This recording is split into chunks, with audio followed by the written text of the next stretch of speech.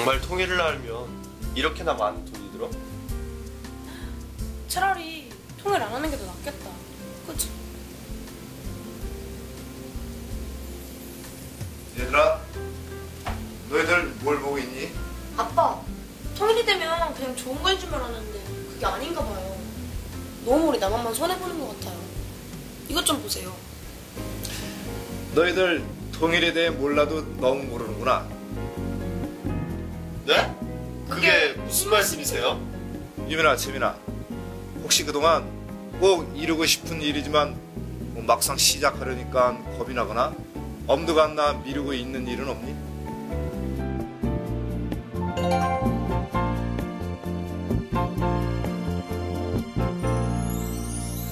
채민아, 이번 방학에는 우리 꼭 배낭여행에 도전하는 거다. 그래, 이번엔 꼭 가자. 그래서 세계 곳곳의 멋진 나라들도 만나고 평생 잊을 수 없는 경험도 마음껏 만드는 거야. 와, 생각만 해도 떨린다.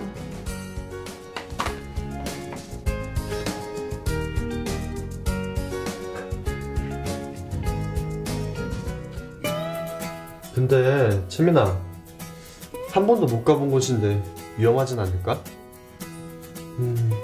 돈도 많이 들겠지? 방학 때 가려면 지금부터 매일 용돈을 아껴 저축해놔야 되는데. 그러게, 나 이번 달 용돈 벌써 다 썼는데 막상 그러니까 왜 이렇게 준비할 게 많냐. 유민아, 가면 정말 좋긴 할까? 생각보다 별로면 어쩌지? 글쎄, 가면 좋을 것 같긴 한데 한 번도 안 가봐서 나도 잘 모르겠다. 우리도 이제 수능 공부도 해야 되고 할 게 태산인데 우리 그냥 대학생 되면 갈까? 당장 안 간다고 해서 달라질 것도 없는데 뭐. 안 그래?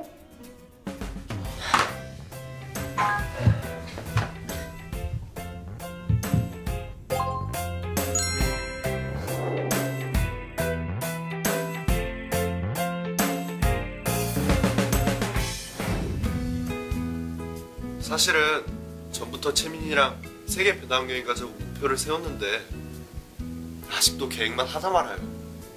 그래, 너희들이 막상 배낭여행을 떠나지 못하고 걱정만 하고 있는 것처럼 어쩌면 우리는 그냥 막연한 두려움과 당장 나와 상관없다는 그런 아니란 생각으로 통일을 미루고 있는 것지도 몰라.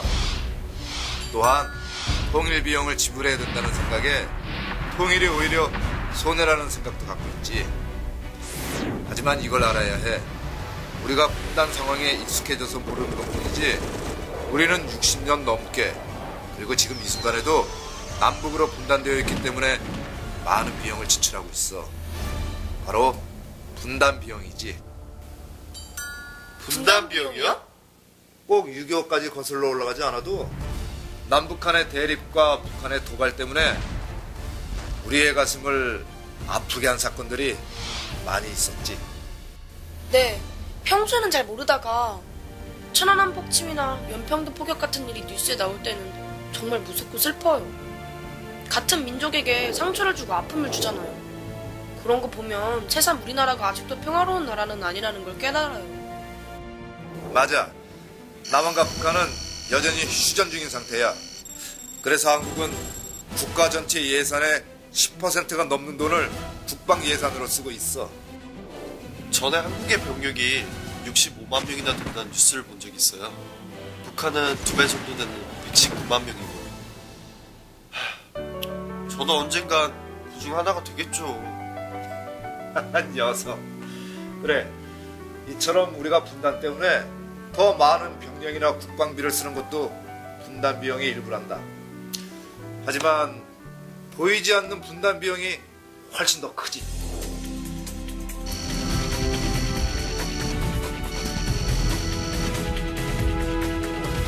외국에서 우리 경제를 평가할 때 언제나 빠지지 않는 부분이 있는데 바로 컨트리 리스크야. 컨트리 리스크요? 나라의 위험이란 뜻인가요? 그래, 우리 경제 상황에 직접적 혹은 간접적으로 나쁜 영향을 주는 요소들을 일컫는 말이지. 여기에 영향을 미치는 중요한 요소 중 하나가 바로 분단에 따른 남북 간 긴장 상황이야. 아, 그러니까 지금의 불안정한 남북관계의 상황은 국민 모두에게 걱정과 불안을 줄 뿐만 아니라 우리 경제에도 안 좋은 영향을 미치고 있다는 말씀이신 거죠? 맞아. 하지만 통일이 되면 서해 교전 같은 북한의 도발로 사상자가 발생하는 일도 없어질 테고 북핵 문제 때문에 주변 강대국들이 개입하는 일도 없어지지. 결국 비교해보면 통일을 치러야 할 통일 비용보다 지금 우리가 치르고 있는 분단 비용이 더 크다는 거네요. 그렇지. 그리고 통일은 비용이 들더라도 엄청난 이익과 혜택을 우리에게 갖다 줄 거야. 통일 비용보다 통일 편익이 훨씬 크기 때문이지. 어쩌면 우리는 미래를 내다보지 못하고 눈앞의 작은 손해에 전전긍긍하고 있는지도 모르지. 아빠, 그럼 통일이 가져다주는 편익들에는 구체적으로 어떤 게 있어요?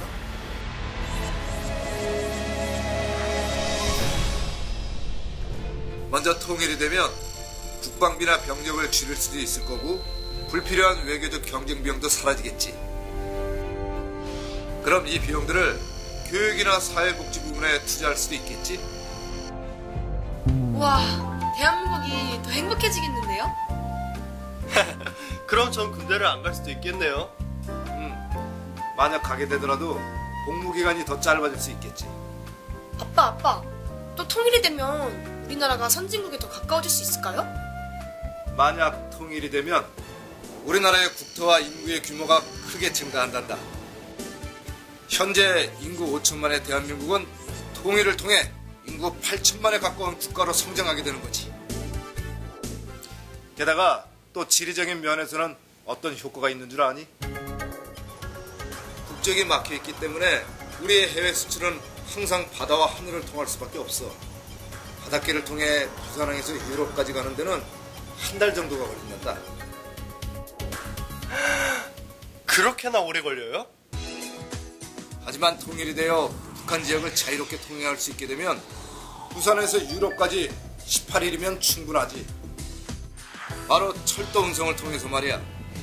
철도는 해상보다 수송비도 절반 정도로 절감되고 훨씬 효율적이거든. 우와, 멋지다. 또한 북한의 국토를 이용해 북한과 가까운 중국, 러시아 등 북방 지역으로 교통망이 연결되면서 물류 비용이 절감되지. 이런 물류 산업 발전은 곧 국가 경쟁력의 핵심이란다. 통일이 되면 한반도는 이제 태평양, 중국, 시베리아, 유럽으로 이어지는 세계 경제의 중심지로 우뚝 설 수 있는 거야.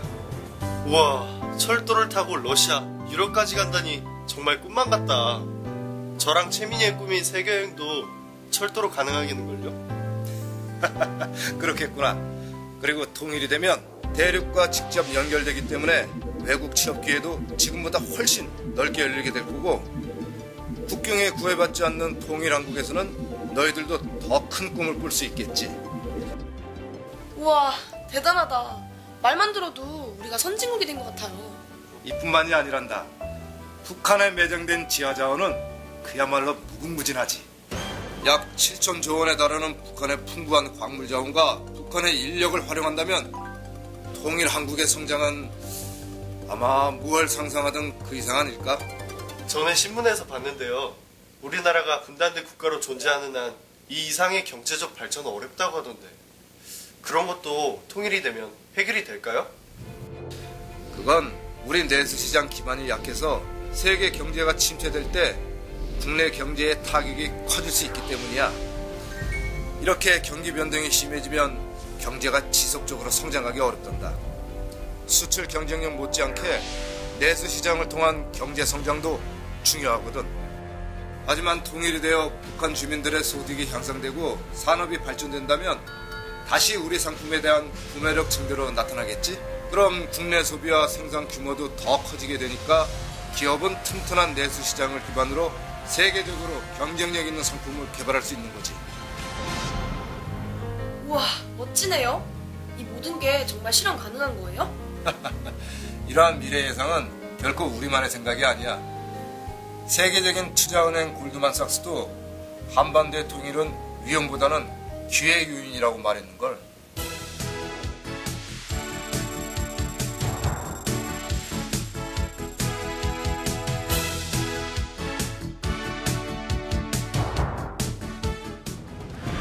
만약 통일이 되어 북한이 개발될 경우 2030년에는 1인당 국민소득이 4만 3천 달러가 넘을 테고 2050년에는 거의 9만 달러에 가까운 국민소득을 올릴 수 있을 거라고 예상했어. 와, 정말 통일을 하게 되면 대한민국이 경제 대국으로 성장하는군요.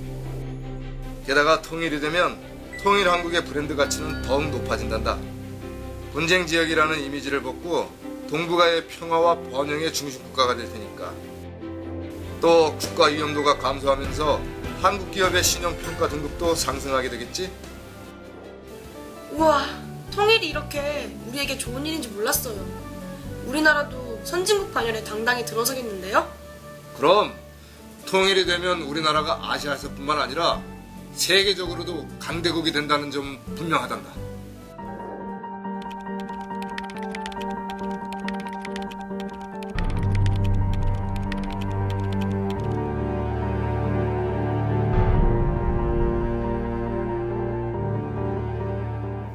유민아, 채민아, 통일은 경제적인 이유에서만 필요한 것은 아니야. 먼저 분단으로 훼손된 우리 민족의 역사를 바로잡고 민족 정체성을 회복할 수 있겠지. 더 이상 탈북한 북한 동포들이 자신의 정체성을 고민하지 않아도 되고 말이야. 또한 통일은 대한민국의 100년, 1000년을 이끌어갈 새로운 민족 공동체를 만들어가는 거야. 우리의 뿌리를 다시 찾고 미래 세대에게 부강한 국가를 물려주는 것이지. 또한 지금과 같은 남북의 분단은 북한 동포 2,400만을 힘들고 열악한 상태로 내버려 두는 거거든. 아, 북한 동포들을 생각하니 정말 마음이 아프네요. 그러게요. 어쩌면 모두 내 친구들이고 친척들일 텐데요. 그렇지. 통일이 되면 북한 주민들이 자유와 복지 혜택을 누리고 이산 가족들이 함께 살 수 있게 된단다. 이처럼 통일은 돈으로 환산할 수 없을 정도로 가치가 있는 일이란다.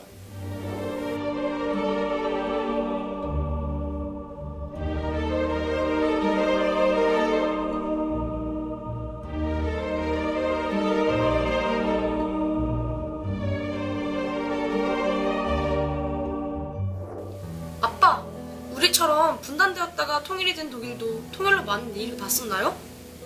그럼 통일 편익은 독일을 예로 보면 더 정확히 알 수 있지. 독일은 통일 직후에는 어려움을 겪었지만 지금은 통일 전보다 훨씬 더 강한 나라가 됐지. 동독 재건을 위한 투자는 독일 경제 활성화의 중요한 요인 중 하나였지. 통일 이후 독일은 지금까지 줄곧 EU 내에서 가장 높은 GDP를 기록하고 있어. 2011년 세계 4위, 3조 2,805억 달러.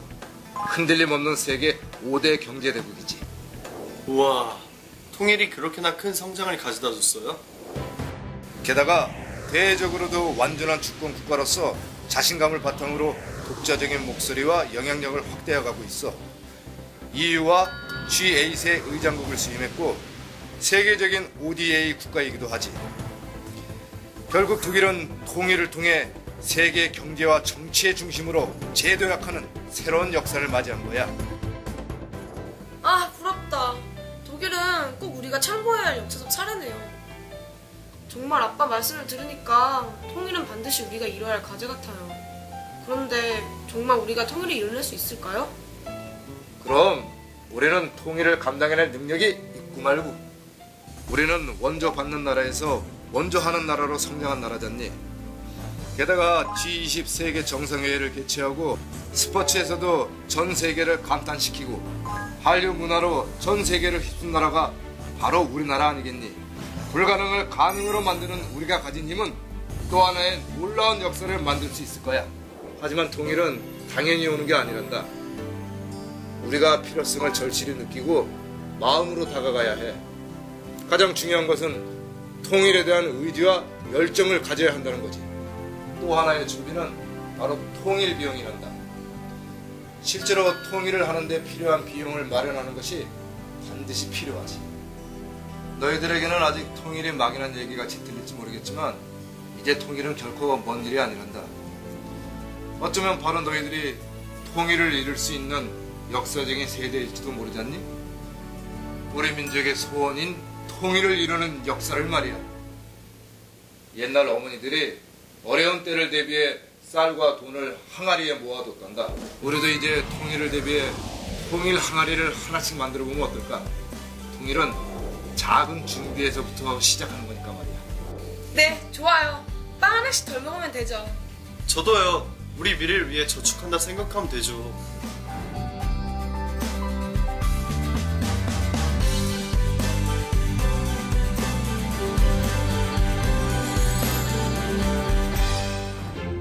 통일이 되면 남북 국가대표로 이루어진 통일한국의 축구대표팀이 월드컵 4강 신화를 다시 쓰는 걸 꼭 보겠어.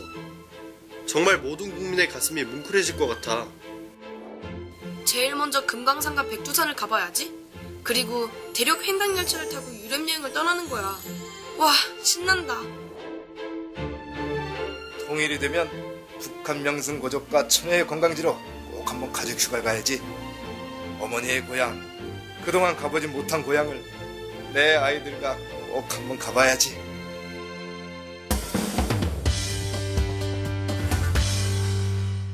나는 밴드부니까 이번 축제 때 통일 기원 노래를 만들어서 연주할 거야.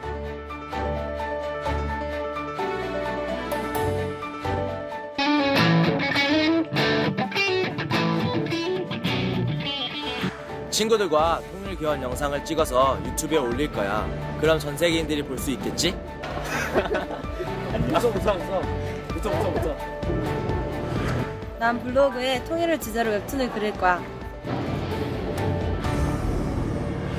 통일을 주제로 시나리오를 써볼 거야. 청소년 시나리오 공모전에 채택되면 영화도 만들 수 있다고.